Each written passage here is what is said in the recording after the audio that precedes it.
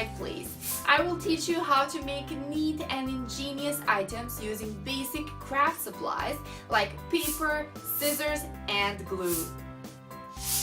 Did you know that origami came from the Japanese words oru, meaning to fold, and kami, meaning paper? And that's exactly what we do here, fold paper. With our illustrated videos and step-by-step tutorials, it's amazingly easy to transform a plain piece of paper into interesting things. So kids, grab your craft kit and let's get going. Today I will teach you how to make.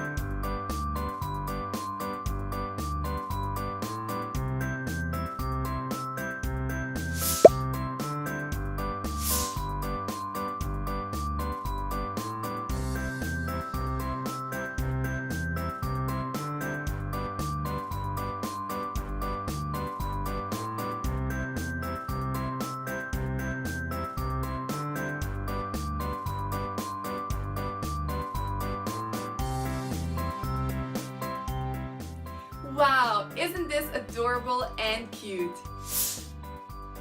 I hope you enjoyed spending time with us. I want all your little ones to follow this video and make some gorgeous paper crafts.